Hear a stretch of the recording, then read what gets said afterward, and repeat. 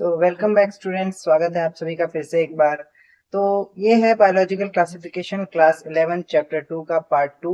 पिछले वीडियो में जैसा कि हमने बायोलॉजिकल क्लासिफिकेशन के ऊपर डिस्कस किया कि कैसे 2 किंगडम सिस्टम से हम लेकर 6 किंगडम सिस्टम, जिसको हम 3 डोमेन सिस्टम के नाम से भी जानते हैं, वहां तक हम कैसे पहुंचे स्टेप बाय स्टेप। हिस्ट्री क्या थी कि कैसे कैसे सब इवॉल्व हुआ हमारी अंडरस्टैंडिंग के अकॉर्डिंग। तो जैसा कि हमें 5 किंगडम सिस्टम को पढ़ना है, जिसमें हमारे 5 किंगडम है: मोनेरा, प्रोटिस्टा, फंजाई, प्लांट और एनिमल्स। एक्चुअली जैसा कि पिछले में वीडियो में हमने बताया था कि सबसे जो स्टार्टिंग क्लासिफिकेशन हुई थी उसमें 2 किंगडम्स थे, प्लांट और एनिमल्स। तो लेकिन जो हम पढ़ेंगे वो हम प्लांट और एनिमल से शुरू नहीं करेंगे। प्लांट किंगडम और एनिमल किंगडम, जो ये दो हमारे किंगडम्स हैं, इनको हम आगे आने वाले चैप्टर्स, जो आपका चैप्टर 3 और चैप्टर 4 है, उनमें कवर करेंगे। हम यहाँ बात करेंगे सिंपलर से कॉम्प्लेक्स की तरफ हम बढ़ेंगे। तो जो सबसे सिंपल किंगडम हमारे पास होता है, जिसके ऑर्गेनिज्म सबसे सिंपल होते हैं, उस किंगडम का नाम है किंगडम मोनेरा। इस वीडियो में हम किंगडम मोनेरा के ऊपर चर्चा करेंगे। तो आइए शुरू करते हैं। तो जैसा कि हमारी परंपरा है, शुरू करते हैं हम नाम को तोड़ने से लेके। तो जैसा कि इस किंगडम का नाम है किंगडम मोनेरा, तो ये जो शब्द है मोनेरा, जैसा कि आपको याद होगा, ये किंगडम मोनेरा अर्नस्ट हैकल नाम के एक साइंटिस्ट ने दिया था। तो अर्नस्ट हैकल जो थे, उनको ऐसा लगता था कि इस शब्द मोनेरा का मतलब होता है सिंपल। ऐसा उनको लगता था, क्योंकि ये सबसे सिंपलेस्ट किंगडम हमारे पास है 5 किंगडम में से, तो उन्होंने इसका नाम किंगडम मोनेरा रख दिया। बट एक्चुअल में ये ग्रीक लैंग्वेज का शब्द होता है, जिसकी एक्चुअल मीनिंग होती है सिंगल। तो देने वाले साइंटिस्ट को ऐसा लगा कि इसका अर्थ होता है सिंपल, मीनिंग इसका होता है सिंपल, तो उन्होंने जो सबसे सिंपलेस्ट ऑर्गेनिजम्स थे उनको इसके अंदर प्लेस किया। बट एक्चुअल में इसका अर्थ जो होता है, मीनिंग जो होता है, वो होता है सिंगल, यानी कि एक, अकेला। तो किंगडम मोनेरा की बात करें तो एक लाइन आती है सबसे important: bacteria are the sole member of this kingdom. Bacteria are the sole member. Kingdom Monera के अंदर जितने भी मेंबर्स हैं, वो सब के सब बैक्टीरिया कहे जाते हैं। जैसा कि आप जानते हैं, बैक्टीरिया जो होते हैं, ये होते हैं प्रोकैरियोटिक ऑर्गेनिजम्स। अपनी छोटी क्लासेस में आपने पढ़ा होगा प्रोकैरियोटिक ऑर्गेनिजम्स के बारे में, जिनके पास न्यूक्लियर मेम्ब्रेन नहीं होती, कोई भी मेम्ब्रेन बाउंड ऑर्गेनेली उनके पास नहीं होती। मेम्ब्रेन के नाम पे उनके पास केवल एक सेल मेम्ब्रेन होती है, और कोई मेम्ब्रेन नहीं होती। तो जितने भी प्रोकैरियोटिक ऑर्गेनिजम्स हैं, उन सब, ये सिंपल ऑर्गेनिजम्स होते हैं। इन सभी को हमने लिया और उनको हमने डाल दिया किंगडम मोनेरा के अंदर। तो किंगडम मोनेरा के सोल मेंबर, ध्यान दीजिएगा, सम मेंबर नहीं, सोल मेंबर। सोल मतलब सिंगल, केवल मेंबर। केवल जितने भी मेंबर्स हैं वो सारे के सारे बैक्टीरिया हैं। तो हम शुरुआत करते हैं। पहले हम इसका बेसिक इंट्रोडक्शन जानेंगे किंगडम मोनेरा के बारे में, उसके बाद हम चर्चा करेंगे आर्के बैक्टीरिया और यू बैक्टीरिया, जो इसके अंदर दो हमारे डिविजन हैं, उनके बारे में। तो बात करते हैं बैक्टीरिया की। बैक्टीरिया जो होते हैं, ये कॉस्मोपोलाइटन होते हैं। कॉस्मोपोलाइटन, कॉस्मोपोलाइटन मतलब ये हर जगह प्रेजेंट है। आपके हाथ के ऊपर अभी बैक्टीरिया है, यहाँ बोर्ड के ऊपर बैक्टीरिया होंगे, हर जगह। आप बाहर जाइए, गार्डन में से एक मुट्ठी आप सॉइल मिट्टी उठाइए और उसमें हजारों लाखों बैक्टीरिया आपको मिलेंगे। तो बैक्टीरिया कॉस्मोपोलाइटन, पूरे अर्थ पे हर जगह बैक्टीरिया पाए जाते हैं। दूसरी बात आती है एवरीवेयर फाउंड के बाद इनकी क्लासिफिकेशन की। ध्यान दीजिए, हम क्लासिफिकेशन में 5 किंगडम पढ़ेंगे। किंगडम के अंदर हमने बैक्टीरिया को किस प्रकार से क्लासिफाई कर रखा है, on the basis of shapes. किस विस्तार पे हमने, शेप्स के बेसिस पे।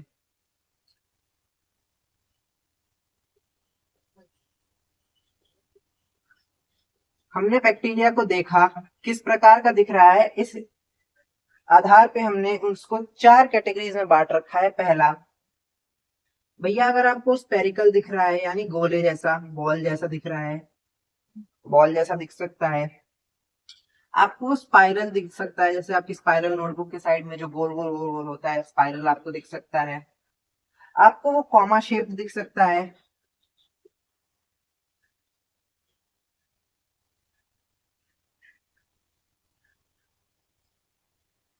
या आपको रॉड शेप दिख सकता है। रॉड आप जानते हो, सिलेंडर टाइप में दिख सकता है।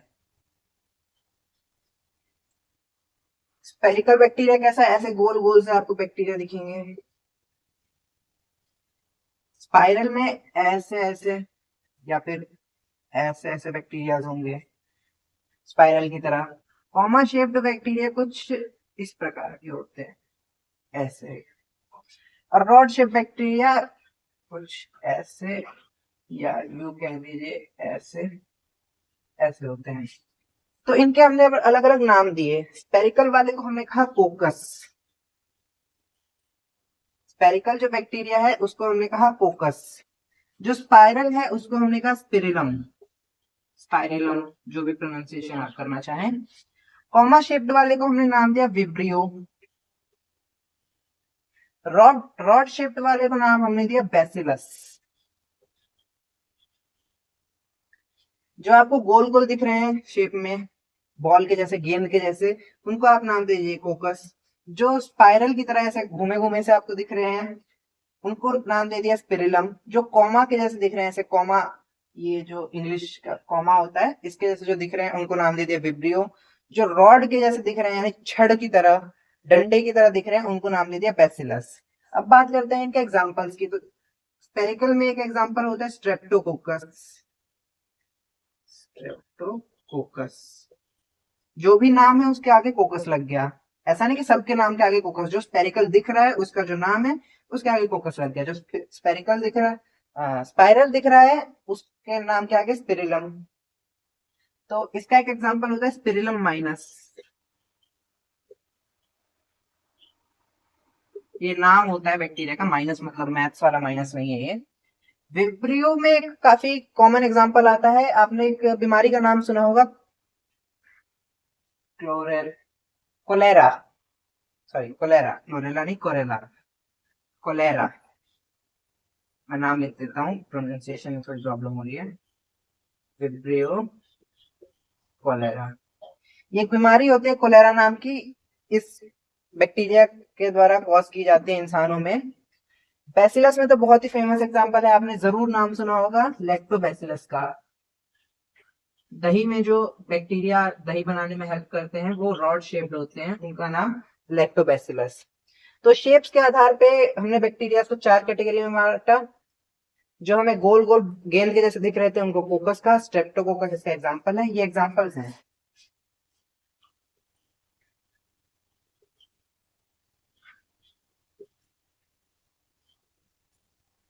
जो गोल गोल हमें स्पेयर की तरह दिख रहे थे उनको फोकस का, जैसे कि स्ट्रेप्टोकोकस।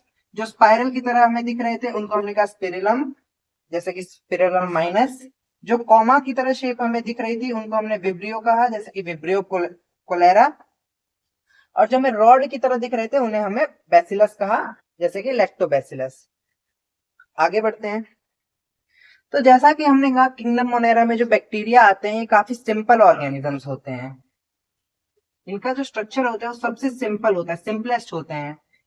तो ऑल्दो ये सिंपल है लेकिन इनका जो मेटाबॉलिज्म है वो सबसे कॉम्प्लेक्स होता है। सबसे कॉम्प्लेक्स भी नहीं बट काफी अदर ऑर्गेनिज्म से बहुत ज्यादा कॉम्प्लेक्स होता है।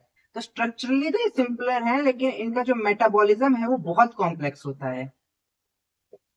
मेटाबॉलिज्म कॉम्प्लेक्स होता है। मेटाबॉलिज्म क्या होता है, पिछले चैप्टर में आपने पढ़ा होगा। मेटाबॉलिज्म मतलब जितनी भी केमिकल रिएक्शंस इनके बॉडी स्ट्रक्चर के अंदर चलती हैं उन सबको हम मिला के कह देते हैं मेटाबॉलिज्म। अब जैसे मेटाबॉलिज्म में क्या हो सकता है, इनका फूड बनाने का तरीका। देखिए, न्यूट्रिशन की बात करते हैं हम इनके फूड बनाने में, कि न्यूट्रिशन कैसे, ये अपना खाना कैसे भोजन प्राप्त करते हैं, न्यूट्रिशन। तो जैसा कि आपने 10th क्लास में पढ़ा होगा, 2 प्रकार के न्यूट्रिशन होते हैं। पहला होता है ऑटोट्रॉपिक, दूसरा होता है हेट्रोट्रॉपिक।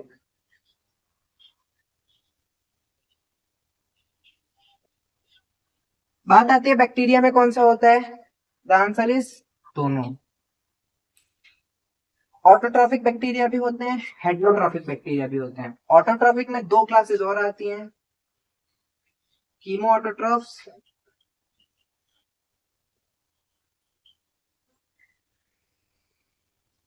और फोटो ऑटोट्रॉफ्स।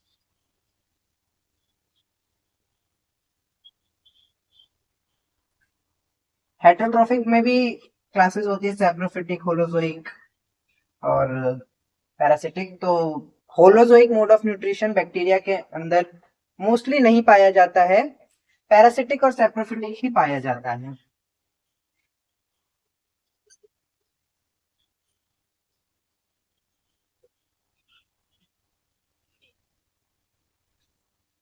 तो ऑटोट्रॉफ्स वो होते हैं जो अपना खाना खुद बना सकते हैं, जैसे कि प्लांट्स। प्लांट सनलाइट लेते हैं और उससे अपना खाना खुद फोटोसिंथेसिस के थ्रू बना सकते हैं।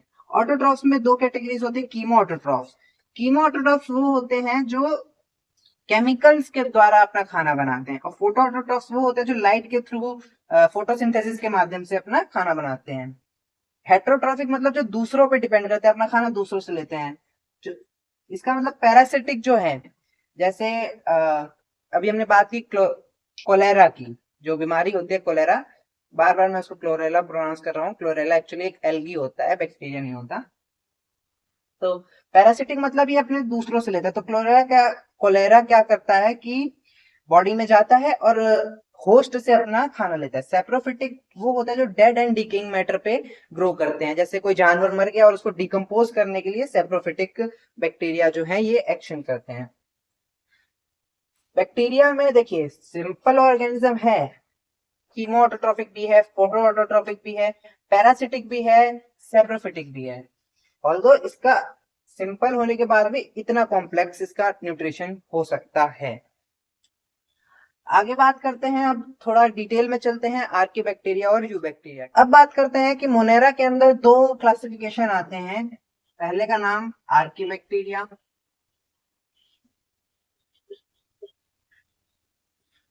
और दूसरे को हम कहते हैं यू बैक्टीरिया।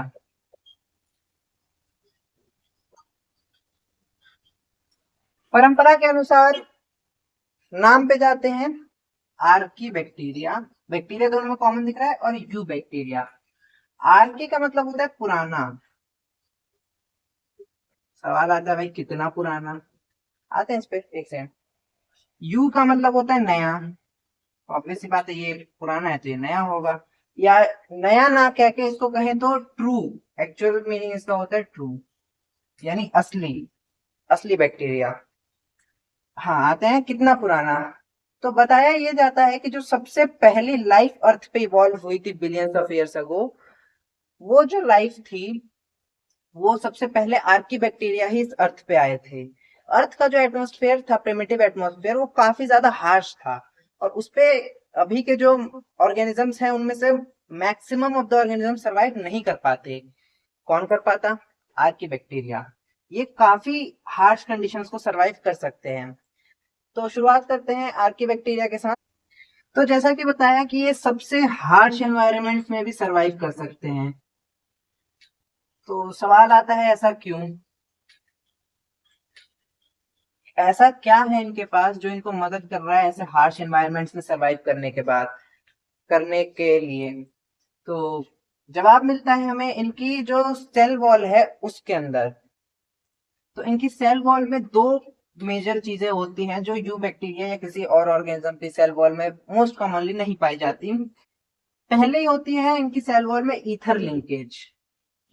थोड़ी केमिस्ट्री है ये, आपको पता होगा ईथर इस प्रकार का एक कंपाउंड होता है, दो तरफ से अल्काइल ग्रुप, बीच में एक ऑक्सीजन। तो इस प्रकार की मतलब इधर कोई एक बायोमोलिक्यूल होगा, इधर कोई एक बायोमोलिक्यूल होगा, बीच में ऑक्सीजन से वो ऑक्सीजन दोनों साइड से बॉन्ड बनाता है। तो पहला इनके पास ईथर लिंकेज होती है, और दूसरा जो इनके पास होता है वो होता है इनके पास जो इनकी सेल वॉल होती है उसमें लिपिड्स जो होते हैं, लिपिड्स मतलब फैट जो होता है वो ब्रांच्ड फॉर्म में होता है। यू बैक्टीरिया में वो लीनियर फॉर्म में होता है, ब्रांचिंग उसमें नहीं होती है। लिपिड्स का मतलब होता है फैट, फैट आप जानते होंगे। तो ये इनकी सेल वॉल में अलग चीजें होती हैं जो इनको हार्श एनवायरनमेंट्स में सरवाइव करने में मदद करती हैं। अब सवाल आता है किस प्रकार के हार्श एनवायरनमेंट्स में? तो बेसिकली तीन प्रकार के हार्श एनवायरनमेंट्स में ये पाए जाते हैं, जैसे कि पहला हमारे पास नाम आता है थर्मो एसिडोफाइल का। थर्मो, अच्छा आपको पता होगा फाइल का मतलब, ये जो फाइल है इसका मतलब होता है लविंग, प्यार करने वाला। थर्मो आता है टेम्परेचर से, यानी टेम्परेचर बहुत ज्यादा होगा। एसिडो आता है एसिड से, यानी ये ऐसी जगह पे रह सकते हैं जहां टेम्परेचर बहुत ज्यादा हो, 100-200 डिग्री सेल्सियस।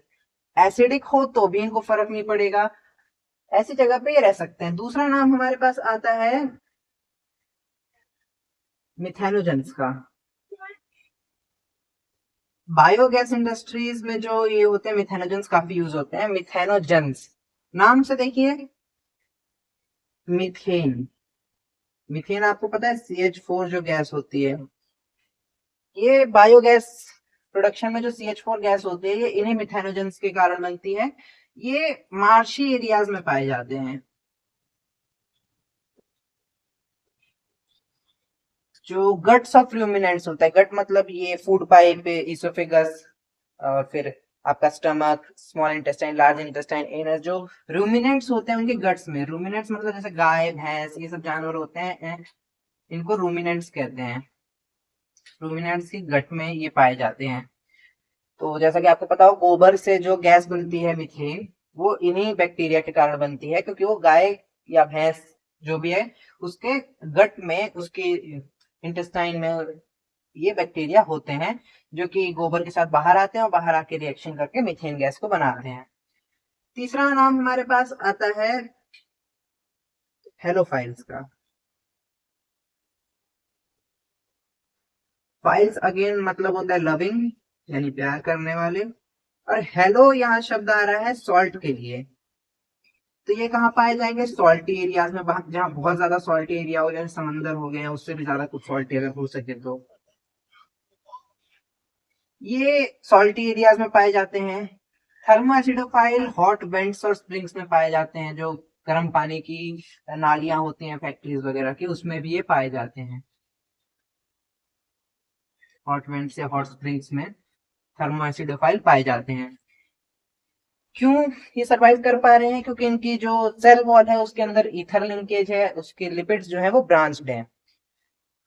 और आर्की बैक्टीरिया जो है ये सबसे पुराना लिविंग ऑर्गेनिज्म अभी तक जो जिंदा है, इसको आर्की बैक्टीरिया को ओल्डेस्ट लिविंग फॉसिल भी कहा जाता है,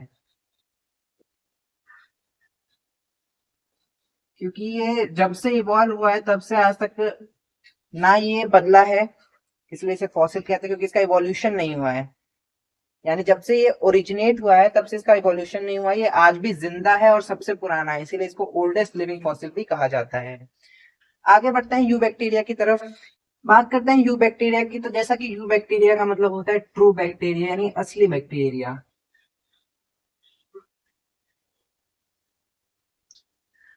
यू बैक्टीरिया की बात करें तो यू बैक्टीरिया के पास जो सेल वॉल होती है वो काफी रिजिड होती है। रिजिड सेल,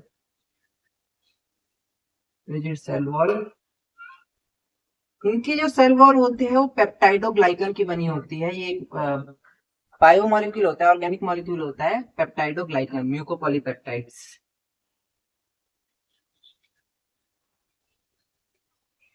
मोस्ट स्पेसिफिकली कहूँ तो पेप्टाइडोग्लाइकन जो होता है वो एन एसिटाइल ग्लूकोजामीन और एन एसिटाइल म्यूरामिक एसिड का एक हेट्रोमॉलिक्यूल होता है।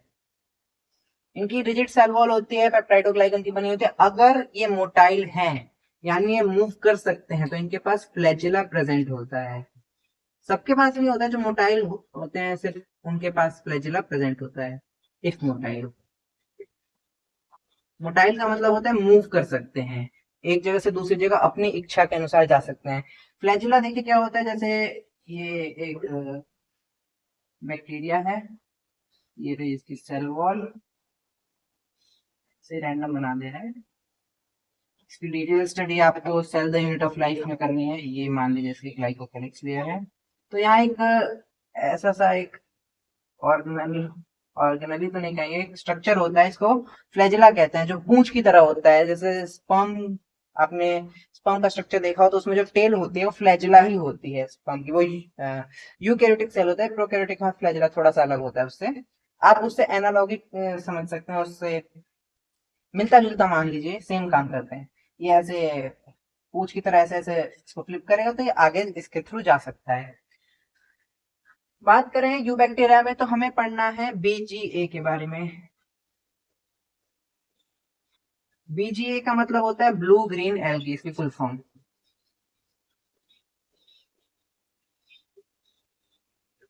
अब नाम में भैया आ रहा है एल्गी, पढ़ रहे हैं बैक्टीरिया के अंदर। एल्गी तो प्लांट्स होते हैं ना। तो बात दरअसल ऐसी है कि पुराने किंगडम सिस्टम्स में इसको प्लांट के अंदर रखा गया था, जैसा कि हमने आपको बताया।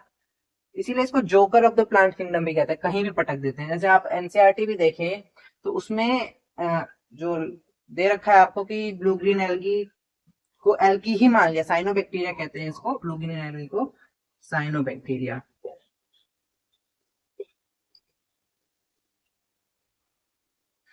तो उन्होंने दिया हुआ है यू बैक्टीरिया के अंदर और लिख रखा है एल्गी। मैं आपको लाइन पढ़ के बता देता हूँ एग्जैक्ट। तो जैसा कि ये आपकी 11th क्लास की एनसीईआरटी है मेरे पास, तो यहाँ यू बैक्टीरिया वाले पेज पे ये दिया हुआ है। The cyanobacteria are unicellular colonial और filamentous freshwater marine और terrestrial algae। पेज नंबर 13 है, ये पिछले साल की मेरे पास बुक है, इसमें एल्गी दिया हुआ है। इस साल वाली में आई डोंट नो चेंज किया हो या ना किया हो, बट इसमें एल्गी दिया हुआ है, अगर आपको ये दिख रहा हो तो।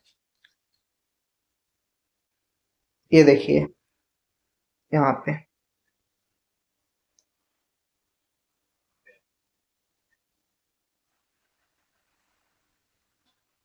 ये मरीन और टेरेस्ट्रियल एल्गी। तो क्या करें भाई, पुराने क्लासिफिकेशन सिस्टम की बातें हैं। तो साइनोबैक्टीरिया इसको जोकर ऑफ द प्लांट भी कहा जाता है। क्यों? क्योंकि इसको कभी प्लांट में पटक देते हैं, कभी उठा के पटक देते हैं यहाँ बैक्टीरिया में, joker of the plant kingdom. ऐसे काफी भद्दा बैक्टीरिया, क्या करें, ड्राइंग अच्छी नहीं है हमारी। तो ब्लू ग्रीन एल्गी जो होता है इसके पास फोटोसिंथेटिक होता है ये, जैसा कि नाम से दिख रहा है ग्रीन। तो ये फोटोसिंथेसिस के थ्रू अपना खाना बनाता है, फोटोसिंथेटिक ऑटोट्रॉफ।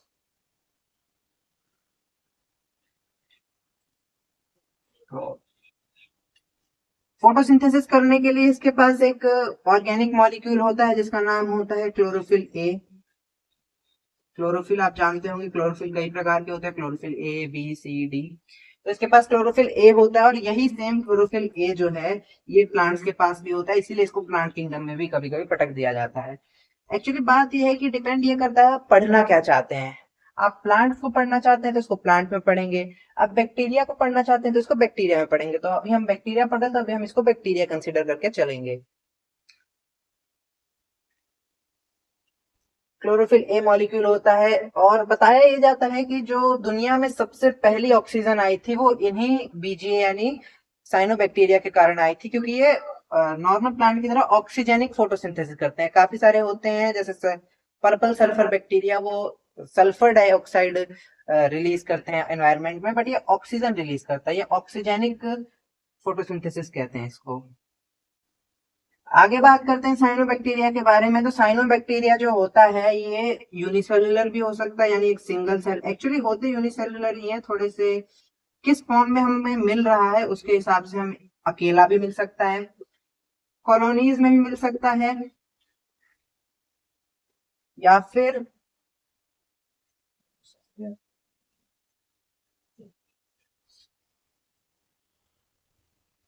फिलामेंट की फॉर्म में भी मिल सकता है ये हमें। तो अकेला है तो यूनिसेलुलर, कॉलोनी मतलब जैसे ये 1 2 3 4 5, मान लीजिए 5 बैक्टीरिया थे, ये पांचों एक साथ आके और एक साथ आपस में रहने लगे, तो ये कॉलोनी की फॉर्म में भी हो सकता है। हो सकता है ऐसा एक फिलामेंट हो जिसमें अलग अलग बैक्टीरियाज हों, जैसे ये कई बैक्टीरिया हों अलग अलग, ये एक फिलामेंट की तरह भी हमें मिल सकता है। कॉलोनियल भी हो सकता है, फिलामेंटस भी हो सकता है, यूनिसेलुलर अकेला भी है, इस प्रकार से हमें पाया जा सकता है blue green algae. Actually blue green algae कोई सिंगल बैक्टीरिया नहीं है, ये एक पूरा ग्रुप है बैक्टीरियाज का, जिसको हम कॉमनली रेफर कर देते हैं साइनोबैक्टीरिया। के नाम। ब्लू ग्रीन एल्गी में से ही कुछ ऑर्गेनिजम्स होते हैं जो पॉल्यूटेड वाटर बॉडीज में ब्लूम्स बनाते हैं। जैसे कि आपने देखा होगा, जैसे जो गंदी नदियां होती हैं उसमें कुछ काई नहीं होती है, वो काई एक्चुअली काई जैसा कुछ होता है, एल्गी भी नहीं होता है, वो ब्लूम्स बनाते हैं कुछ इसमें से। और जो कॉलोनीज होती हैं इनकी, इसके बाहर एक जिलेटिनस कवरिंग होती है, जिलेटिनस शीथ कहते हैं उसे, या म्यूसिलेजिनस शीथ भी कहते हैं। जिलेटिन भी एक बायोमोलिक्यूल होता है, एक केमिकल होता है जिसकी कवरिंग, जैसे ये कॉलोनी है तो इसके चारों तरफ ऐसे कुछ एक सब्सटेंस, चिपचिपा सब्सटेंस की आपको एक लेयर मिलेगी म्यूसिलेज या जिलेटिन की, जिसे जिलेटिनस जिलेटिनस शीथ या म्यूसिलेजिनस शीथ कहते हैं। इसका एक एग्जांपल आता है हमारे पास, आपकी बुक में उसका डायग्राम दिया हुआ है नॉस्टॉक नाम से।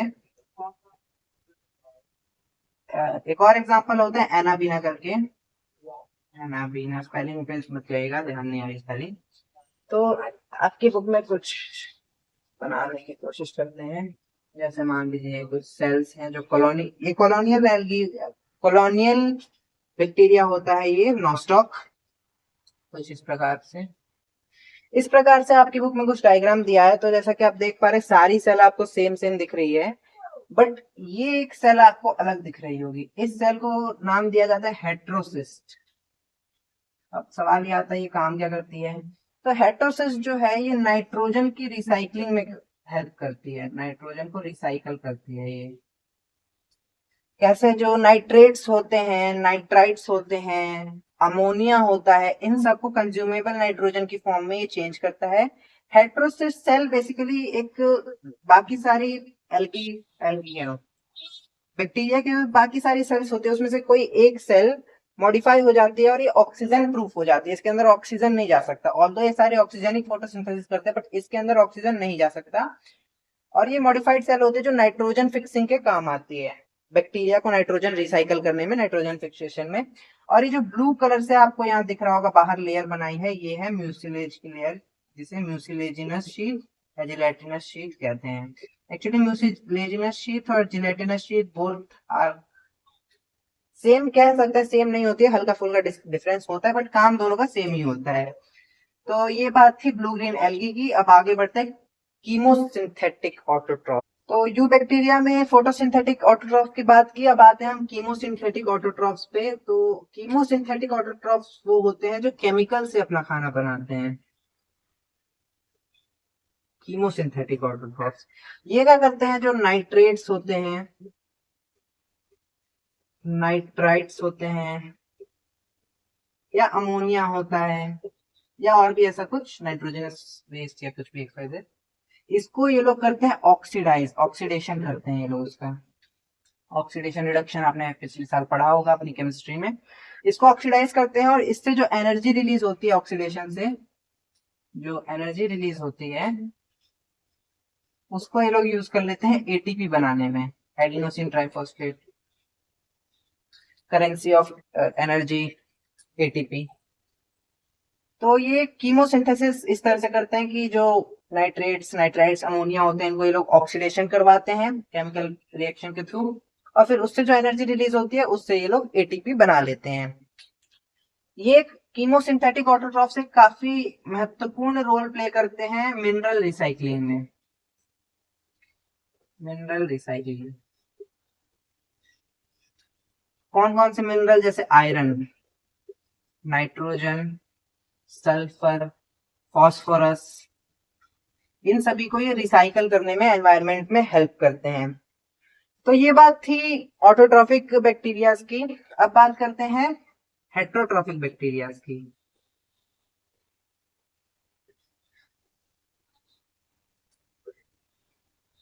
जैसा कि हमने बताया कि पूरे दुनिया में सबसे ज्यादा अबंडेंट जो ऑर्गेनिज्म है वो बैक्टीरिया है, और बैक्टीरिया में जो सबसे ज्यादा अबंडेंट ऑर्गेनिज्म है वो है हेट्रोट्रॉफ्स। यानी सबसे ध्यान से इसको थोड़ा समझिए, हमारा ये पृथ्वी है, करोड़ों अरबों जानवर, जीव जंतु, पेड़ पौधे, एक्सवाइजेड सब हैं। उनमें सबसे ज्यादा अबंडेंट, सबसे ज्यादा पाए जाने वाले, सबसे ज्यादा फैले हुए बैक्टीरिया हैं, बैक्टीरिया किंगडम मोनेरा। उस किंगडम मोनेरा के अंदर भी जो सबसे ज्यादा अबंडेंट है, सबसे ज्यादा जो फैले हुए हैं, जो सबसे ज्यादा पाए जाते हैं, वो होते हैं हेटरोट्रॉफ्स, यानी कि फोटोट्रॉफिक ऑर्गेनिजम्स या कीमो ऑटोट्रॉफिक ऑर्गेनिजम्स से ज्यादा मात्रा में हेटरोट्रॉफिक बैक्टीरिया होते हैं। ऑर्गेनिजम्स नहीं, बैक्टीरिया, केवल बैक्टीरिया की बात चल रही है अभी। Most abundant. अब जैसा कि आपको पता है कि हेटरोट्रॉफ्स दो प्रकार के हो सकते हैं, या तो पैरासाइट्स हो सकते हैं, या तो डिकम्पोजर्स हो सकते हैं, यानी सैप्रोफाइट्स हो सकते हैं।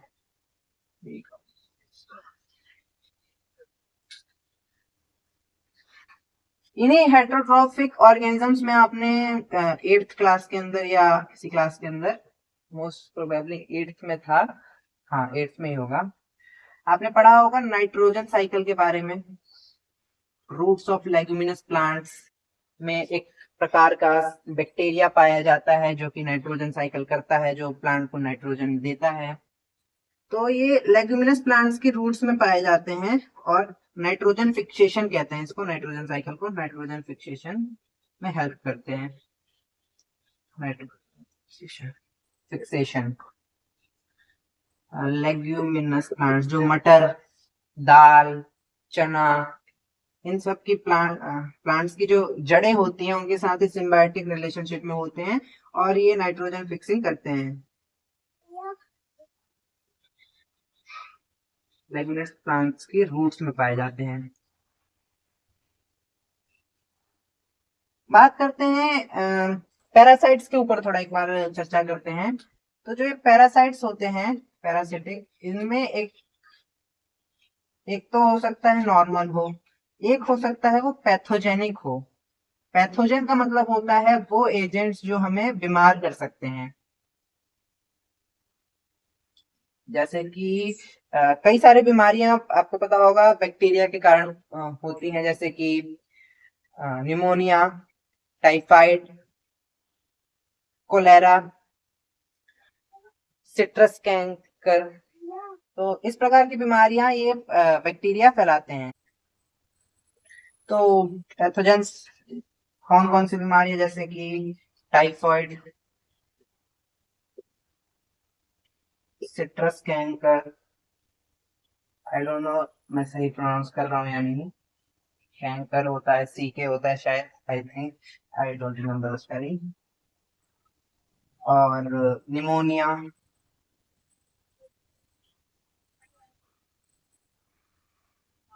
फिर आपका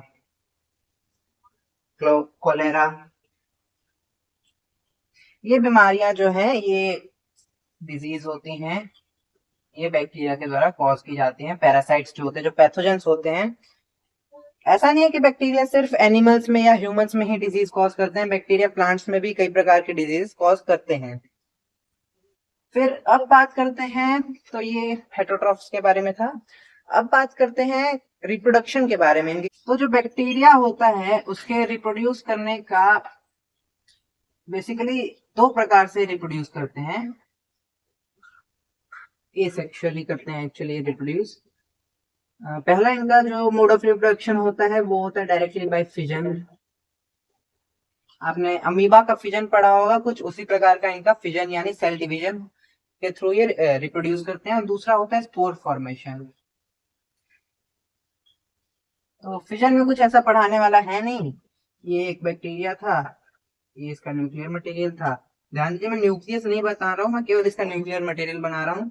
ये कुछ इसके राइबोसोम्स वगैरह थे, सेल वॉल होगी, इसके ऊपर ग्लाइकोकैलिक्स होगी, ये बीच से टूटेगा और दो बैक्टीरिया बना देगा। एक के अंदर थोड़ा सा जाएगा, एक के अंदर थोड़ा सा न्यूक्लियर मटेरियल जाएगा। तो ये फिजन हो गया, टूटा, दो बना दिए। स्पोर फॉर्मेशन में क्या होता है, जब अनफेवरेबल कंडीशंस होती हैं, जैसे मान लीजिए मुझे पानी चाहिए बट मुझे पानी मिल नहीं रहा है, जनरली पानी का ही शॉर्टेज होता है बैक्टीरिया में। तो ये बैक्टीरिया है हमारे पास, ये अपने न्यूक्लियर मटेरियल को थोड़ा सा डिवाइड करेगा, थोड़ा सा इसने न्यूक्लियर मटेरियल ये वाला इसने अंदर ही अंदर यहाँ पे दिया और एक छोटा सा ऐसे स्पोर बना दिया, जैसे अंडे की तरह आप इसको समझ सकते हैं। बट ध्यान दीजिएगा, अंडा नहीं होता है, जो अंडा होता है वो सेक्सुअल रिप्रोडक्शन में बनता है, ये एसेक्सुअल टाइप ऑफ रिप्रोडक्शन होता है। इसमें फिर इसने ढेर सारे ऐसे स्पोर्स बना दिए, ये स्पोर्स हैं। फिर जब फेवरेबल कंडीशन होगी, जब टेम्परेचर फेवरेबल होगा, जब पानी मिल जाएगा इसको, तब ये यहाँ से इसकी मेम्ब्रेन बर्स्ट करेगी और ये सारे स्पोर्स बाहर आ जाएंगे और फैल जाएंगे और नए बैक्टीरिया की तरह ग्रो कर जाएंगे। तो ये होता है स्पोर फॉर्मेशन से। ये तो थी एसेक्सुअल, ये दोनों ही मोड एसेक्सुअल थे, यानी इसमें केवल एक ही parent, single parent daughter cells को जन्म दे रहा है।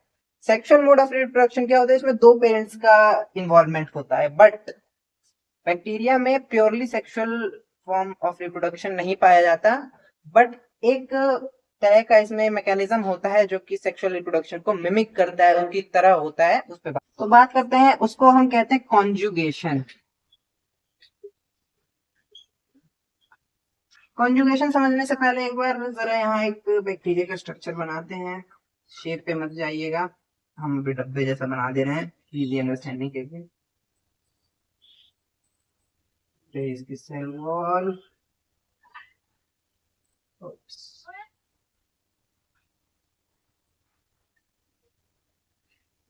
इसकी ग्लाइकोप्रोटीन लेयर,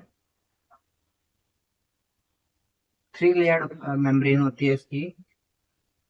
मेम्ब्रेन नहीं कहेंगे, आउटर वॉल इसकी 3 लेयर होती है। इसका न्यूक्लियर मटेरियल, यहाँ एक मेसोसोम बना ही थे, अब इतना बन गया तो राइबोसोम्स।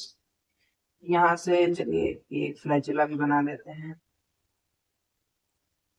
ये फ्लैजिला है। फ्लैजिला के अलावा इनके पास एक और ऐसा ही ऑर्गेनेली होती है, पिलाई कहते हैं इसको। दिस इज पिलाई, पिलाई, पिली, whatever you pronounce it, this is पिलाई। तो जिस बैक्टीरिया के पास पिलाई प्रेजेंट होती है उसको हम कहते हैं F positive bacteria. RH positive, RH negative आपने अगर थोड़ा बहुत नाम वाम सुना हो उसके बारे में, सेम उसी टाइप का कॉन्सेप्ट है। अगर पिलाई एब्सेंट होती है तो उसे कहते हैं F नेगेटिव बैक्टीरिया। कॉन्जुगेशन में क्या होता है, F पॉजिटिव बैक्टीरिया जो होता है वो, ये बैक्टीरिया किसी दूसरे, मान लीजिए यहाँ पे एक बैक्टीरिया है, उसके अंदर अपना पिलाई इंसर्ट करेगा और अपना थोड़ा सा, पूरा नहीं, थोड़ा सा न्यूक्लियर मटेरियल, ये जो इसका डीएनए आरएनए जो भी है न्यूक्लियर मटेरियल, इसको उसके अंदर ट्रांसफर कर देगा थोड़ा सा। जिससे क्या होगा कि जो दूसरा बैक्टीरिया था जिसके पास सेल वॉल क्या पिलाई नहीं थी, उसके पास पिलाई ग्रो हो जाएगी, यानी जो F नेगेटिव बैक्टीरिया था वो F पॉजिटिव में कन्वर्ट हो जाएगा, और इसे कहते हैं कॉन्जुगेशन। तो इस प्रकार से कॉन्जुगेशन होता है जो कि सेक्सुअल रिप्रोडक्शन को मिमिक करता है, क्योंकि इसमें दो सेल्स की रिक्वायरमेंट होती है F नेगेटिव से F पॉजिटिव बनाने के लिए। अब बात करते हैं माइकोप्लाज्मा के बारे में। माइकोप्लाज्मा पे जाने से पहले आपको थोड़ा बहुत बैक्टीरिया का इन जनरल डिटेल के कितना साइज वगैरह होता है ये आइडिया होना चाहिए। तो जो बैक्टीरिया का साइज होता है वो होता है 1 से 2 माइक्रोमीटर का। टिपिकल बैक्टीरिया, नॉर्मली इतने साइज के बैक्टीरिया हमें मिलते हैं। माइक्रोमीटर का मतलब होता है 10 की पावर -6 मीटर। अगर मैं इसको यहाँ लिखना चाहूँ तो मेरे को ऐसे लिखना पड़ेगा 0.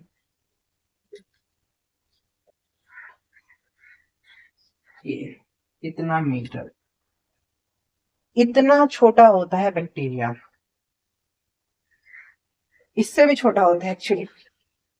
हम जिसकी बात करने वाले हैं माइकोप्लाज्मा, ये एक बैक्टीरिया ही होता है, जो बैक्टीरिया कैटेगरी का।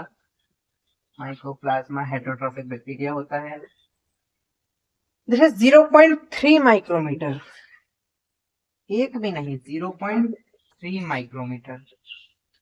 यानी इसको अगर मैं लिखना चाहूँ तो मेरे को यहाँ एक और 0 बढ़ाना पड़ेगा। इतना छोटा होता है माइकोप्लाज्मा। ये एक वॉललेस बैक्टीरिया होता है, जैसा कि मैंने आपको बताया यहाँ, जैसे बैक्टीरिया के 3 होते हैं walls, cell membrane, plasma membrane, cell wall और ग्लाइकोकैलिक्स। इस स्ट्रक्चर के बारे में डिटेल में आप cell the unit of life chapter 8 में पढ़ेंगे। तो जो इसकी सेल वॉल होती है वो एब्सेंट होती है completely. Cell wall absent, cell absent क्या होता है? सेल वॉल इसके अंदर एब्सेंट होते हैं, कोई सेल वॉल नहीं होती। माइकोप्लाज्मा का ही एक रूप होता है पीपीएलओ नाम का, ये इससे भी छोटा होता है, 0.1 माइक्रोमीटर। पीपीएलओ की फुल फॉर्म है pleuro pneumo like organism, pleuro pneumonia